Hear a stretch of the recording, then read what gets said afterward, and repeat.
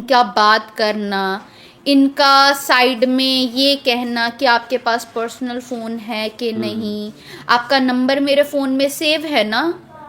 तो मेरे फ़ोन पे एक नोटिफिकेशन शो हुई जिसमें मैसेजेस लिखे आए कि आई लाइक यू, मैं आपको पसंद करता हूँ, ऐसे वै कि आज तो आप बहुत सुंदर लग रहे थे, आपने ये ड्रेसअप करा था, आप ऐसे थे, आप वैसे थे। मेरे एक रिश्ते की बात हुई थी, तो जब इनको पता चली हमारी फोटोज जो है इनके पास आई या गई, तब इनके मैसेजेस, सर कि तुम मुझे धोखा दे रही हो, तुम मेरे से दगाबाजी कर रही हो, ये वो। तब मैंने मैसेजेस लिखे कि ऐसा कुछ नहीं है प्रॉफिट जी, आपको गलत फहमी हुई है, क्योंकि मैं इस चीज में इन्वॉल्व ही नहीं हूँ। मैं इन्वॉल्व तो तब हूँ ना जब मैंने ये चीजें करी हो। नहीं, तुमने मुझे धोखा दिया, और अगर मैं तुम्हें कहूँ तुम मुझसे शादी कर लो तो क्या तुम कर लोगी? ये बात प्रोफेट बजेंद्र सिंह ने ये उनके कहा। मैसेजेस थे। हाँ, ये मैसेजेस आप एक शादीशुदा होने के बावजूद आप जब किसी को कर रहे हो तो इसका क्या मतलब होगा? हाँ, बिल्कुल। क्या आई लव यू का मैसेज, क्या हार्ट के मैसेजेस। और जब मैं कैबिन में अकेली होती थी, क्योंकि कैबिन में कोई भी नहीं होता था, मैं अकेली होती थी, तो प्रॉफिट बजिंदर सिंह जी जो हैं वो मुझे हक करने की, ज़बरदस्ती हक करने की कोशिश करते थे, मुझे हक करते थे और मुझे बैड टच करते थे, गंदे तरीके से छूने की कोशिश करते थे। मैं बहुत ज़्यादा डर जाती थी, घबरा जाती थी। सैटानिक बाइबल इनके पास है। आपको कैसे पता सैटानिक बाइबल है? सर हमने देखी है, वीडियो कॉल पे ये चीज़ें देखी हैं। अच्छा, वीडियो कॉल पे खुद दिखाई सर, इसने दिखाई है जी आपको? आपको पता है फोन ऐसे होता था और रूम में कहना, देखो मैं कितना अकेला हूँ, मेरे पास कोई नहीं है, देखो मेरा बेड बिल्कुल खाली। आप किसी लड़की को कह रहे हो, इसका क्या इंटेंशन है? मतलब आप गलत हो कि इसके पास जिन है, ये हरकतें करता है, ये लोगों को मरवा भी सकता है सर, ये इतनी हद तक गिर सकता है, ये एक नंबर का साइको इंसान है। जो चीजें आप आज इंटरनेट पे होते हुए देख रहे हो फलाना एक्सपोज हो गया, ढमकाना, जब मैं ये चीजें बता रहा था तब लोग भाषण दे रहे थे प्यार के ऊपर।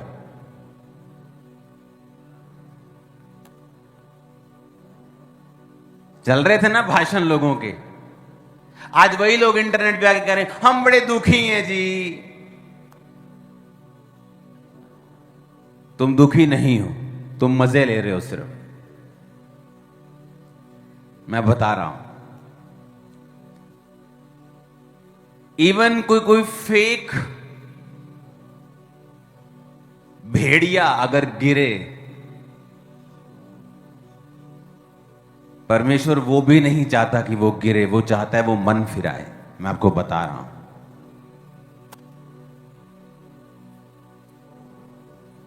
कोई पाप में जाकर गिर जाए और उसको सजा मिले तो परमेश्वर खुश नहीं है उसे सजा देके। मैं आपको यह भी बता रहा हूं,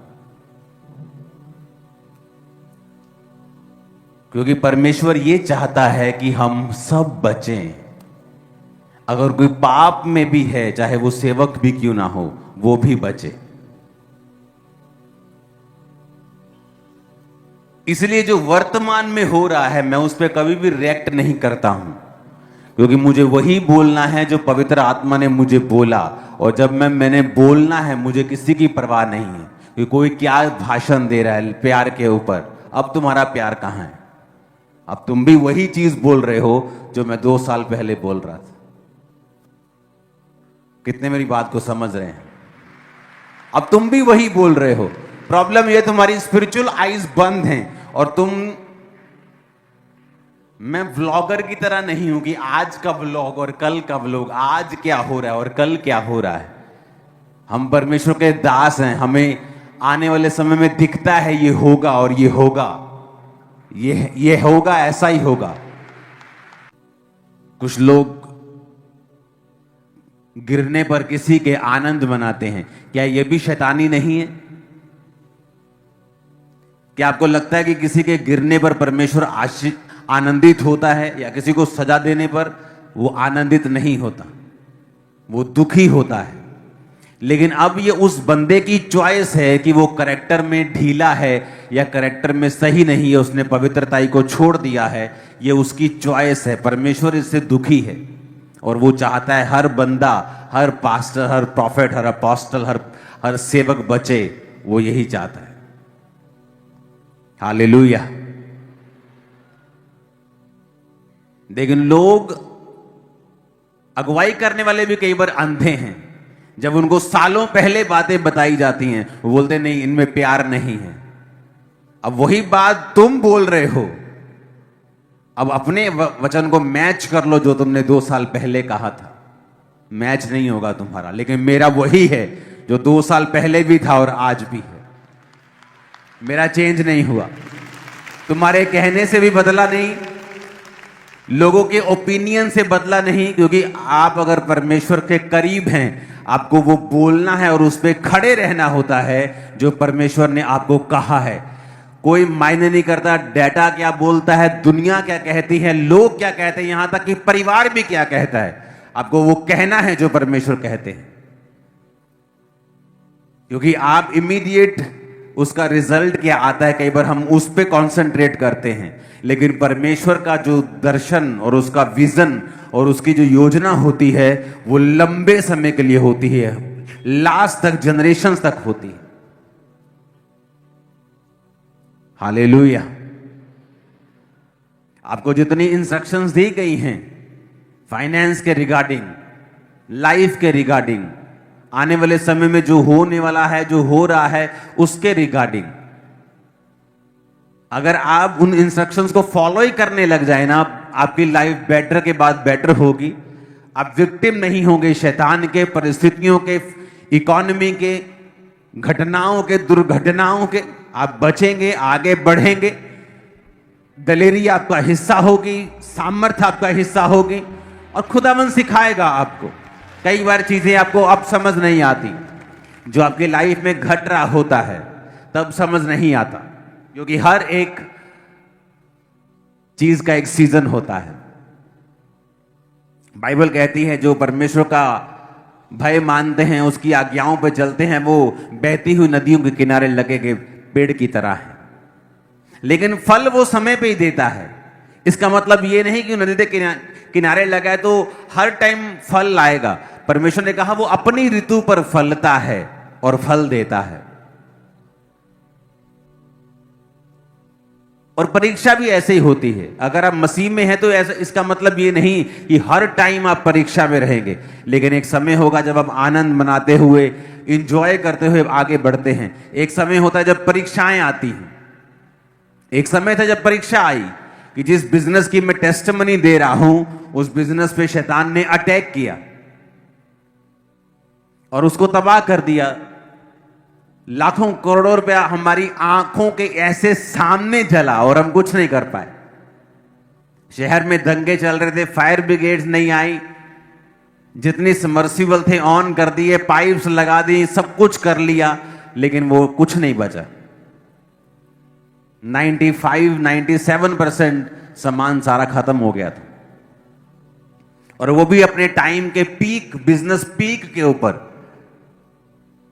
तो जिस परमेश्वर ने दिया वो ऐसा अलाउ क्यों करेगा कि वो चीज खत्म हो जाए। लेकिन कई बार परमेश्वर आपको परखता है और तब समझ नहीं आता। तब वो समय होता है जब हमें परमेश्वर के वचन को सहारा मानकर चलना होता है कि परमेश्वर कहता है सब बातें मिलकर भलाई को पैदा करती हैं जो मसीह यीशु से प्रेम करते हैं। हो सकता है शायद वो बिजनेस अगर इतना ही ज्यादा ग्रो कर जाता तो मेरी फैमिली शायद कभी भी मसीह में ना आ पाती, या कभी भी सेवकाई में ना आ पाती, या मैं इतनी डेडिकेटेड तरीके से आगे ना बढ़ पाता। कुछ भी हो सकता था, लेकिन वो एक जरिया था परमेश्वर ने जिसे इस्तेमाल किया, मुझे परखा और मुझे आगे बढ़ाया। और वो साल था 2009 जहां से बड़ी चर्च की नींव पड़ गई थी।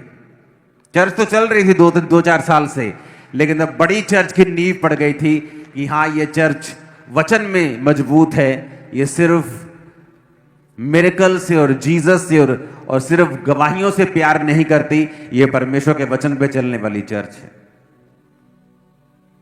हालेलुया। ऊंची आवाज में हालेलुया खड़काओ जरा। आमीन, आमीन।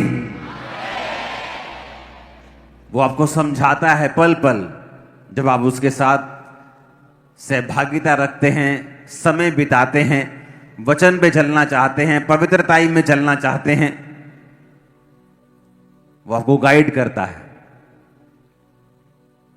हालेलुया। सबको जय मसीह की। जय मसीह की मेरे प्रिय भाई और बहनों, आप सब लोगों को पता होगा एक पॉडकास्ट बहुत मात्रा में वायरल हुआ था और जिनका ओनर थे हमारा बाइबल फैक्ट टीवी का भाई चंदन भाई, और मैं उनको शुक्रिया कहना चाहूँगा क्योंकि उन्होंने मुझे भी मौका दिया था वो वीडियो को यूज करने के लिए।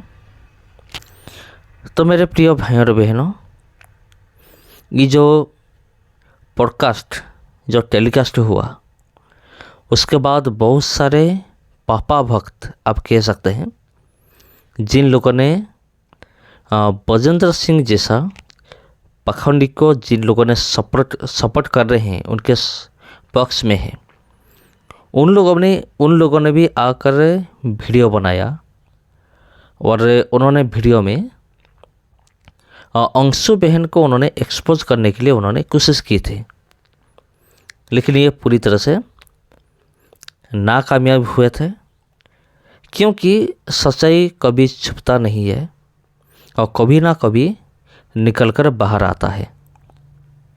तो मेरे प्रिय भाई और बहनों, बाइबल में जैसा लिखा गया है, भेड़ियों के बारे में लिखा गया है,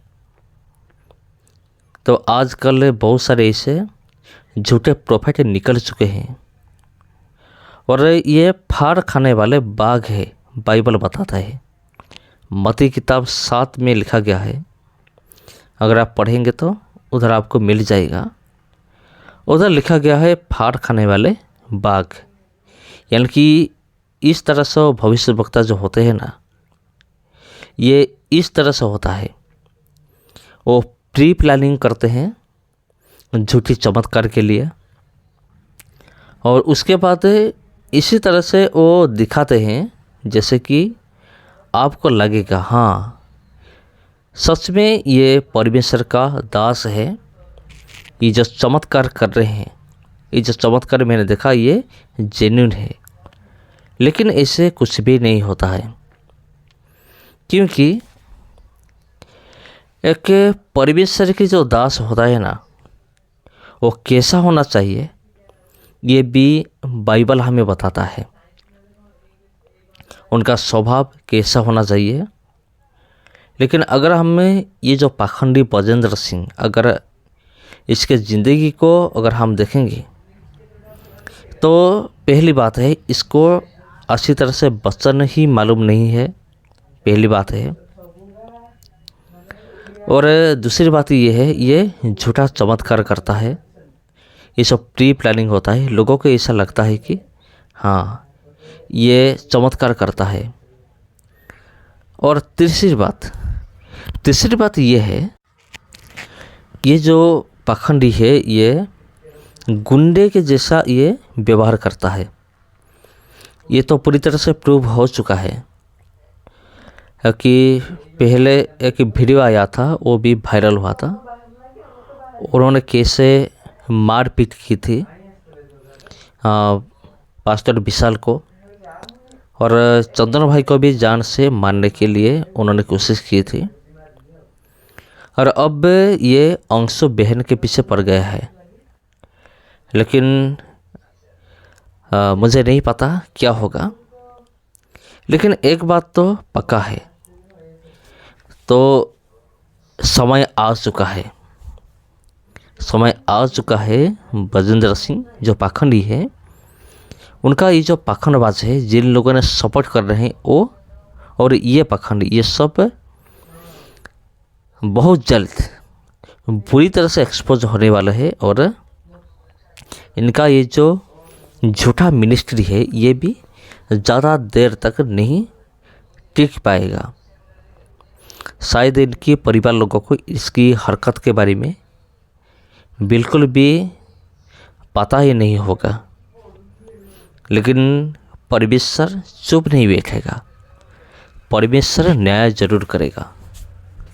ये खुद ही कहता है परमेश्वर न्याय करेगा। हाँ, परमेश्वर न्याय करेगा। जब परमेश्वर न्याय करेगा तो पता चलेगा कि कितना दम है और कितना ताकत है। तो सबको जय मसीह की।